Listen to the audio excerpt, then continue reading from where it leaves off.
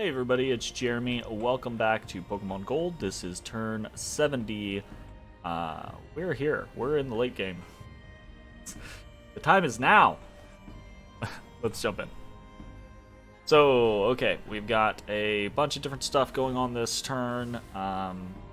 Nothing crazy, but interesting things. So let's go ahead and just wind our way down through. See what we've got. So we have completed Alteration 8. We're on our way to Alteration 9 and all of the goodies that lie therein. Not that Alteration 8 hasn't gotten us a couple things. We'll go back over that. We actually haven't done a big discussion on some of the research things that we've been getting here lately. And that's mostly because of...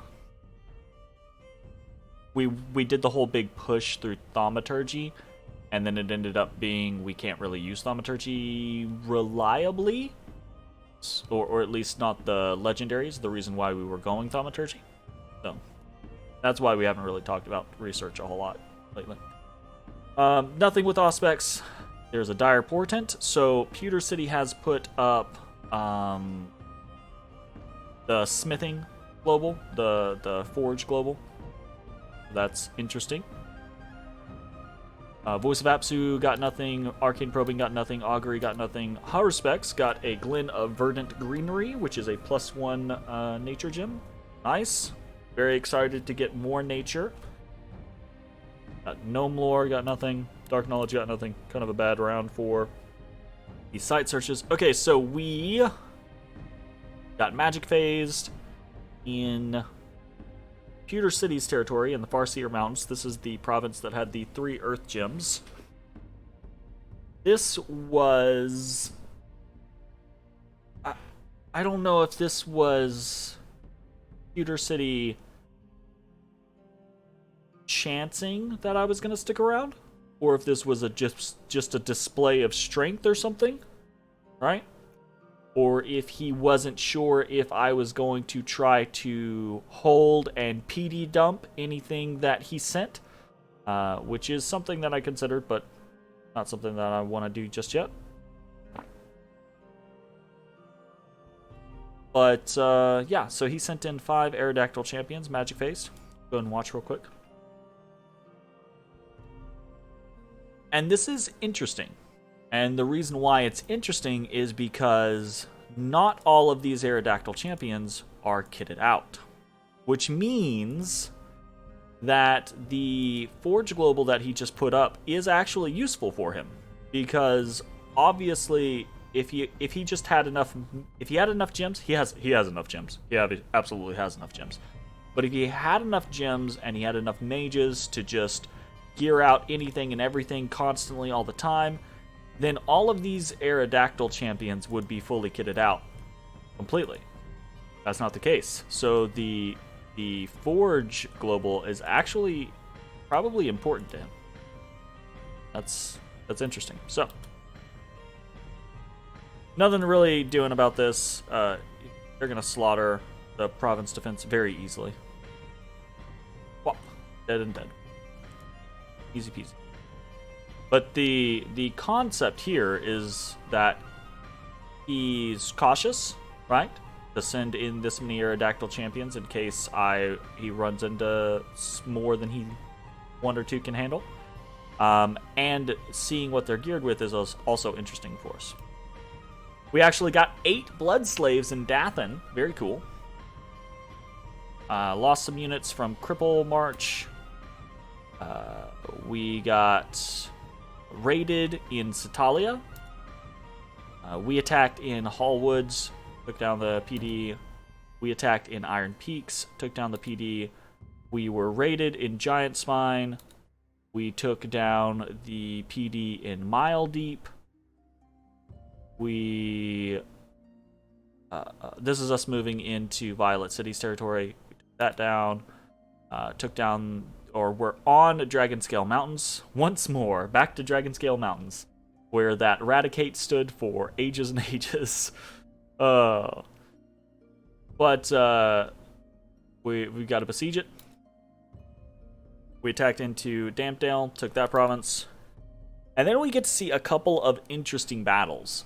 And these are battles between Pewter City and Ekritique City. So Ekritique has this massive stack trolling around of mostly Ghastlies, some Haunters, some Soulless, and then just piecemeal, etc., including his god and a smattering of mages. And then this was actually a pretty big force from Pewter City. This was not a random throwaway force. This was a force that he was trying to take one of the throne provinces from Pewter City with, and this force got annihilated. It did do a hefty chunk of damage to Ekritique City, and we'll take a look at the score graphs for this. But let's just watch it, right? It's kind of just a cluster, because Ekritique's is just a mass. It's the AI. There's no real rhyme or reason to what is there. It's just mostly like respawn stuff. And then cheap summons that the AI prioritizes. We've got Grip of Winter cast by the Articuno, right? The god of Ekritique City. This army from Pewter doesn't really have a whole lot of battle magic. It's mostly just relying on the golems being very tanky and holding for an extended period of time. Right? They're not even blessed. Okay? And allowing not the Starmie Riders, the Aerodactyls with their hyper beams to do boatloads of damage. And that's the generalized plan. Okay? That's not going to work against an army of this size. You have to have some sort of battlefield magic to help clear things out. Or you have to have a bunch of thugs that are capable of cutting through hordes of chaff. Or you have to have a super combatant that is capable of annihilating an entire battlefield. None of the above. And I say battlefield magic. Battlefield magic for me can mean, a cadre of mages that are consistently casting evocations, or that are consistently buffing your troops to where they can compete, or actually casting battlefield magic itself. So that's kind of an all-encompassing term as I'm using right now. So what happens, what ends up actually happening is the Grip of Winter kicks in, right? And this is a very effective move from Ekritique's original player, is that these ghosts are ghosts. They're good ghosts. They're undead. They don't give a shit about fucking this cold shit, I say that. Most of them are pretty fatigued. But when you have a horde, it's the rigor mortis play, right? It's that type of scenario. Alright, anyways. Pewter City takes a very big, chunky hit this time around. In fairness, though, he did do a lot of damage to Ekritique City. I just don't know that it's going to matter to Ekritique as much as it's going to matter to Pewter.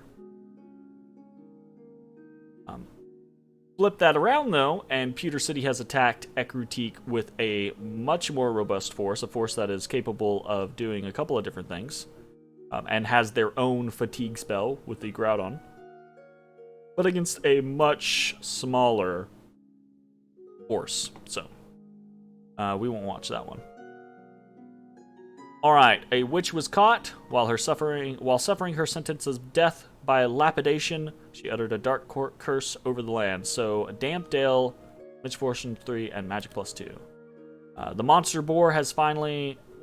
no, this is a different one. Monster Boar is attacked in Bog of Beasts and been killed. We have discovered a Pokemon Ranger gal in Dathan from Vermilion City. We lost 7 electrodes in that scenario. Just whatever. I don't care. We found another one in Dathan? Jeez. We finished a fortified village in Debrithia. We've breached Dragonscale Mountains. We cured some afflictions, cured some diseases, did some patrolling, did some promoting.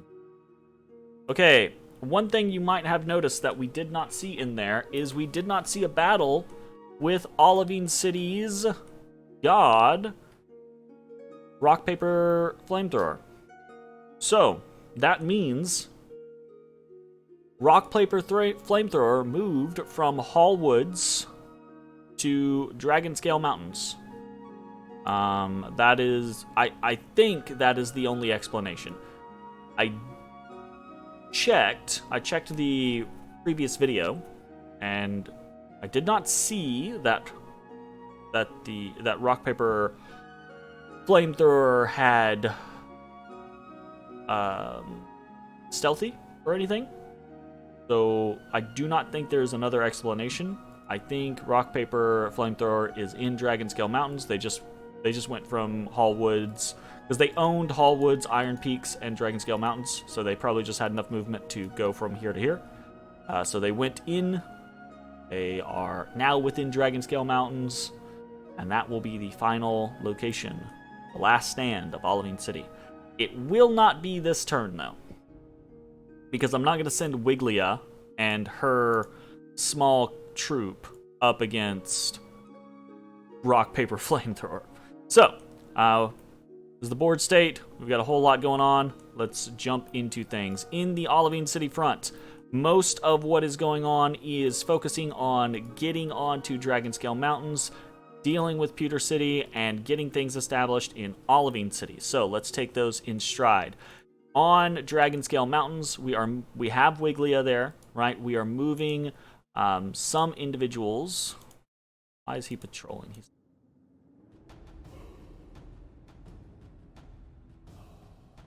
Where can go? No, he can come here.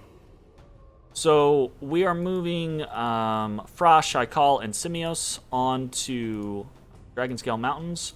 We are moving Chuck down into the Bog of Beasts. And we are moving Intemina over to Sitala. Kyogre goes to Dragonscale Mountains.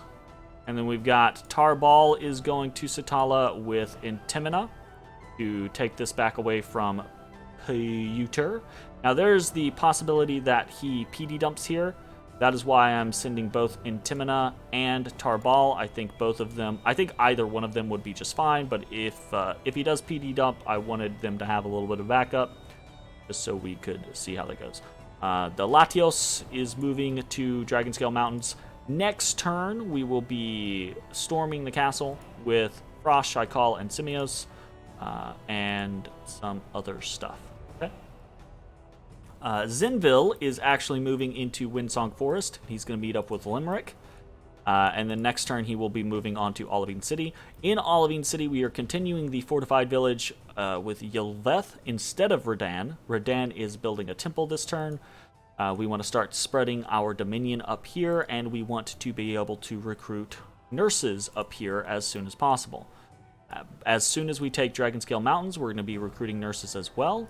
We're going from there. Over here, Lugal, Sesgalu, and Ishkur are making a very risky play, actually. They are jumping into the Plains of Memory. Why is this a risky play? It's a risky play because it's winter. And these guys are cold-blooded. So all of their encumbrance it's only 5 right now, right? It's going to be 10 plus, 12 plus in the Plains of Memory. Maybe not that high. It's going to be, because it's dependent on the scales. I think it's, I don't remember how much it is per scale. But basically their encumbrance is going to go up quite a bit in the cold. So we have to be careful. We are moving into the Plains of Memory. as all three of them because I want to put Pewter on alert. Okay? Because at the same time, we're moving Ekis into Star Peaks, and we're moving Redan into Mountains of Evernight. With Wosen going into Muspel. So, I want Pewter to go, oh shit, right? And start moving units this way. And this is risky business, right? Because I'm not making a huge push into his lands just yet. So I'm kind of like, I'm kind of doing this sooner than I probably should. He's going to have more time to react. But in his reactions, we have scouts all over his lands. I want to see if he starts moving large units of troops, or if he starts pulling away from other thrones, etc.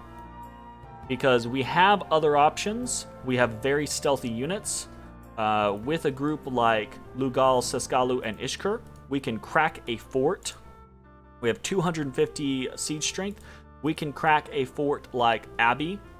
Not Abbey, sorry. Like Lilidor or like Cormark instantaneously. We can crack a fort like that instantaneously. So, we can dance across his lands all over the place until we find opportune targets. So, we're going to be looking to do stuff like that. He's trying to... Oh, I need to move. He's trying to suss me out here.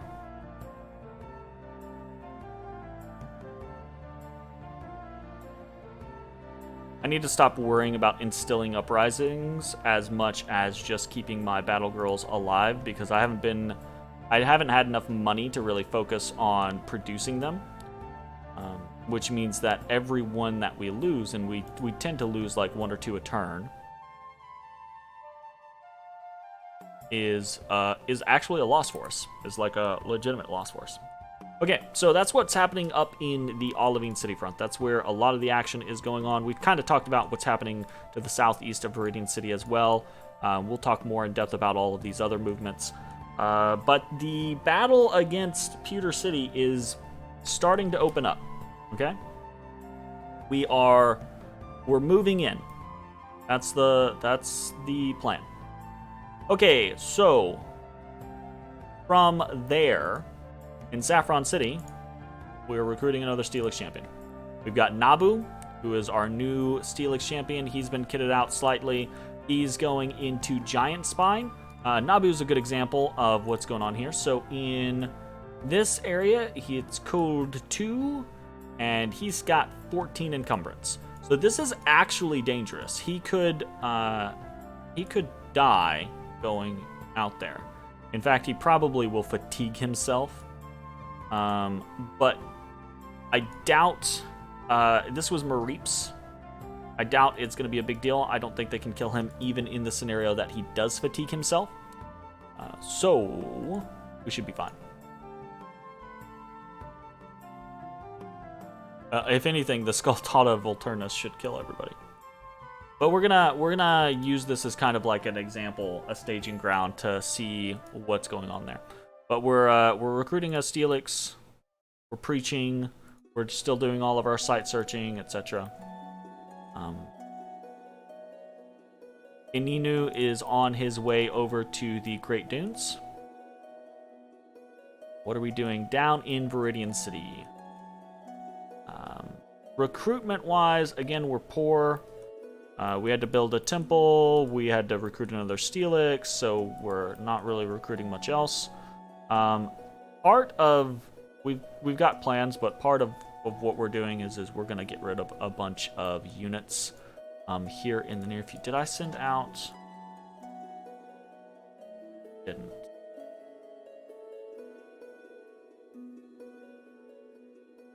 That's okay. I'll check here in a second.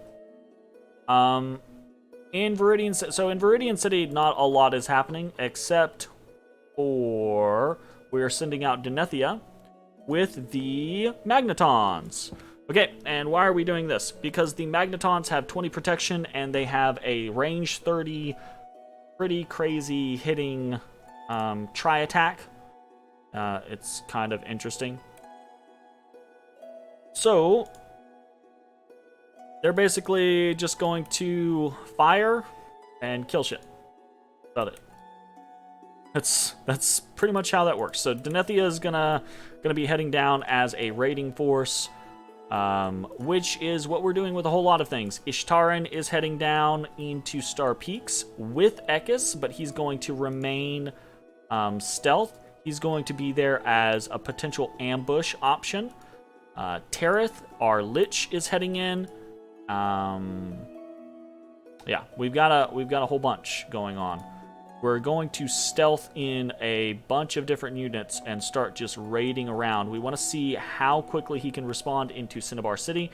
We want to get a couple of different units down here that are capable of, I don't know, trying to cause some mayhem, etc. And we're going to see how it goes. So that's what's going on in Viridian City. Over here in the Cyanwood City front, we've got a couple of different things going on. We don't have enough money to recruit anything here in Impassable Mountains. We are claiming the throne in Debrithia. We're preaching as well. I'd like to get this place built up and start utilizing it as a Mareep factory. It's got 400 supplies. That should be pretty simple for us to utilize. But that's going to take a little bit of time and dedication, and money is tight at the moment. What else are we doing? We're moving Yura with her big stack into Junal Forest. Hopefully, I think we've got one or two more turns of this deep winter. So I think we should be able to cross into Ministra the next turn, so we don't have to go all the way around, which is fortunate for us. I'm actually considering I have this Articuno. I've been considering just sticking its ass here in Junal Forest so that we can tank the cold scales and basically try to always have this crossing. I don't know if that's a realistic option or not, though, but we'll see. And we are moving... Who is it? Oh, is it? We're moving Benna out with the massive squad of... Polyraths and Glaceons and Vaporeons, and we're moving out Dragall. So Dragall is going, the Articuno is going to go ahead and fly ahead to Viridian City because it can move faster. But I'm tired of waiting to see whether or not this is going to happen or not. It looks like, for the most part, Atlantis has been able to repel Pewter City. I don't know if that's a combination of Pewter City's basically got what Pewter City has already wanted, or what, but we're gonna see. And we're not gonna waste this army here anymore. It's gonna head out. So hopefully it will make it past the crossing in time. In the future, I'm working on getting Kia up. We've got a Crown of Command for her. We'll get a Rod of Authority. Get her some experience, and then she should be able to teleport people around relatively easily. We've got a couple of other big things that we are doing this turn. We are going to try to summon a King of Elemental Fire. We are... This is kind of risky. We could just go for a Flame Spirit instead, but I'm going for the King of Elemental Fire because I'm not sure that anyone is really trying to get fire. I haven't seen any big... like fire globals or etc. I say, but Celadon has put out some pretty big fire globals. But I don't know. I'm feeling lucky. We'll see how it goes. If it works out, great. If it doesn't, we're out 50 gems. But honestly, we're not really doing a whole lot with fire gems, and I just don't think we can compete with globals at the moment. So we might as well use them. Speaking of use them, we are contacting a Lamia Queen. Hopefully we get lucky with blood. That would be really nice. We could pretty much immediately make a Sanguine Dowsing Rod, send her out, start blood hunting, reap some blood slaves pretty quickly, and get a better blood factory going in the near future. Fingers crossed. We are also casting Streams from Hades to get another Kokithiid. That is going to be useful, I think, in our war against Pewter over in the Viridian City front. Viridian City, Cinnabar City front. So we'll see how that goes. Other than that, we're doing normal stuff. Sculptada Fraternus, Firebrands, Lightless Lanterns. I'd like to do some more Frostbrands, probably, instead of Firebrands. I think they're actually better for me against Pewter.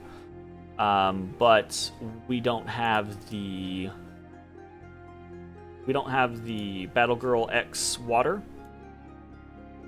So is what it is. We're making some Dwarven Hammers. We're actually probably going to make a couple Dwarven Hammers in the near future. Maybe not near future. That might be a misnomer. But we're doing a couple different things like that. We've got... There's a couple of different things that I want to do. I want to get Marik Factory, Ampharos Factory set up in Debrithia. I want to get that set up in Olivine City and start producing Steelixes here as well. It's just, we've got so much going on. Income is definitely a problem. I want to get a lot of my stuff killed. I'm probably going to piece out the... so all these guys, they're upkeep free, right? For whatever reason, these Sacreds are upkeep free. So we're going to get rid of basically all the rest of this because even though it's very cheap, all the rest of this still costs money. Every year it still costs money. Every month it still costs money. And upkeep is a huge problem for us right now. It's a big deal. So I'm going to try to get a lot of that stuff killed off. And we're going to try to consolidate. Like I'm going to try to get units up here. Get them acquire. I'm going to try to gather them all up and focus on our specific areas as training grounds in the future. And then stop having like little piecemeal parties here or there. We're going to see how it goes. And we're going to rely on some gatewaying in the near future, hopefully. We've got a lot going on. We're getting to the point to where some of the stuff that we're doing is pretty high level. Just got to figure out what that plan actually is. Oh, we're also moving out Barathras. We're taking him and his brood over towards Viridian City. So we're gonna see how that goes. Another thing that I really need to start doing is I have been falling behind. As you can see, we've been falling behind on the production of Prodigy Black Belts. These things are the best things that I have, and I need to be producing them. So we're gonna start trying to kick that back up. I am considering, after running up Alt 9, I'm considering running up Alt Construction 9 and getting a corporation so that we can 3-turn Prodigy Black Belts. I think that's probably going to be a very good investment. By then, we should have a gatewayer doing pretty good work. And if we can do 9+ Black Belts... I say 30+ Black Belts every 5 turns. That would be a pretty good move, I think. We'll see how it goes. Okay. Let's take a look at our research. We've done a little bit of research over the last couple turns. We finished off Thaumaturgy 8 several turns ago, but we found out that the legendaries are something that we can't really utilize. We can, however, utilize this Shiny Machoke Gathering. This is 6+, 25 gems, and I don't like that very much. We've got the Shiny Machops down here, which are 10 gems for 6+. I would probably rather rely on this. If we can do the Corporation, this is definitely the route that I would go instead, because we can 3-turn 6+ Machops, and if we have like a Steelix, right, because it's +1 for every caster level. If we have a Steelix that is base 6 and we Earth Boots, basically if we just buff the crap out of his Earth Paths, we can actually get 10, 11 out of this pretty easily. And when we get into the ratio of it being like 1 for 1, That's not bad, especially if we can do 3 turns. And these guys, the Shiny Machops, are upkeep 0. So this is something that we wouldn't have to rely on our capital for. We could move over to like Viridian City and we could start doing that. But that means putting up a corp not only in Cyanwood, but also in Viridian. And now we start getting into this. Okay. This is why we want Earthblood Deepwell, right? But this is why we're having to do... We have gotten to the point to where, right, these future fist explorations, we've got 1, 2, 3, 4... We only have 4? We might only have 4. So we've got 4. We're heading to do, like, the 5th one. I really felt like we had more than that, but maybe not. So that's the future fist explorations are really going to help us out in the long run. Like I said, they are a overtime investment, but getting to the point to where we have enough Earth Gems to be able to put up corporations without issue, to be able to do things like Shiny Machop gatherings and benefit from that is going to be a pretty big deal. So that's still something interesting from the Thaumaturgy line that we have going on. There are a couple of other things in here, but most of this is not useless to us. I don't want to say this is useless to us, right? Because it's still useful. It's just... It's just risky comparatively, right? These are more counters now than anything else. Stygian Paths is also something that we can utilize as like a teleportation scenario, but just something to keep in mind. We might end up trying to put up Gelgate in the near future because I've been looking at what our options are as far as air gems go, and unfortunately most of what Pewter's utilizing has pretty high lightning resist, so a lot of what we could make use of is kind of meh. So we'll see. We've still got some options, but I feel like if I have any gem type that's kind of like a throwaway gem that I can just be like, oh well, screw it, if we're gonna try something, we're gonna try something. I feel like that's probably air gems and to a lesser extent fire gems, which is why I'm trying a King of Elemental Earth this turn. Alright. This turn we got Alteration 8. Last turn I want to say we got Alt 7. This does give us a couple of different interesting things. It gives us Phoenix Pyre for some of our uses, which is pretty useful. In the near future, it's probably going to give us Fog Warriors because we are probably going to try to start getting some fairies. That's going to be pretty good for us. We can do things like Marble Warriors, but we care about that less. We could potentially get up to the point to where we do something like Bone Grinding, but I'm not sure that we have any real good targets for it. Mass Protection is useful in certain situations. Creeping Doom is very useful in certain situations. Those are all options. This turn, getting Alteration, it's not something that we are crazy, like we're not freaking out over it or anything like that, but there are useful options that we get from Alteration. Warriors of Muspelheim and Niflheim are both useful because they give a battlefield-wide resistance buff, Fire 5 and Cold 5. Those are both useful to us. Quickening is somewhat useful if we really want to buff a round, or buff a group, but I'm not super worried about it. Liquefy is actually something that's not bad.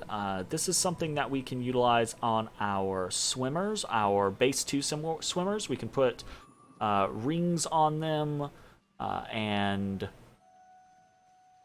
robes of the sea on them, which actually is not that expensive. And Liquefy is quite dangerous. It's short range, but it's like a Soul Slay. With an area cripple on it, because you liquefy a person, and then I don't know, it screws them up. Anyways, it's fun. Ground Army is useful for shock resistance. We've got a couple of other weird things. Disintegrate is very fun. We don't have a lot of Deathcasters, but we could move into the point to where we're shoveling out Mound Fiends, and in that case, Disintegrate is pretty good. With these things, a lot of these things, like Magic Resistance Negates, we can actually start using these now because we're not facing Olivine City anymore. So it's just, these are all new options that we have not been able to make use of in the past. But really, what we're going for is we're going for Army of Gold and Army of Lead, right? Once we're up here, we can consider going for Wish Spam. It's going to take a little bit of work, but we could get to Wish with our God, right? We are Astral 6. We can pump up to Astral 7 pretty easy. It's going to take a bit, but boosting up to 9 is not... It's not impossible. It's a pain in the ass, but it's not impossible. And then we have to build all those pearls back up. But it's definitely an option that we could go for. We'll see how it goes. I'm not even sure what we would wish for. There are a couple of different things that we could wish for. Gems would be the obvious go-to, but I don't know. I'm kind of scared of Wish in this mod because there's so much random stuff in here. I'm not sure. I don't know. Anyways, interesting stuff come Alteration 9. Really looking forward to Army of Gold and Army of Lead. Our Steelixes are very easy, good casters for that. So we're probably going to start sticking a Steelix in every big army, and we'll see how it goes. Alright, anyways, that is kind of a little brief review of the research that we've been missing here lately. This is kind of an odd turn. It's an in-between turn. We've kind of finished the climactic battle with Olivine City, and we're just cleaning up. We'll have a fun little fight with his god, I'm sure, and that'll be all good. But now we're turning our attention to Pewter City in the late game. And there's a couple of other things that we're going to have to talk about in the near future. Because it's not like... So some of the players, like Atlantis, are kind of like over the game, right? I think Atlantis is over the game, Vermilion's over the game. I think mostly all the players except for Pewter and I are kind of over the game. But that doesn't mean that they're not going to do anything. So I think Celadon is basically tied up.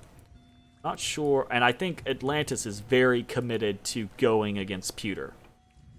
I'm not sure if Vermilion's really interested in doing anything, but I'm going to talk to them and see if they want to go against Pewter, or if I should make sure I keep armies against them, or if I should just charge them, right? Because they do have a throne, right? Something for me to consider.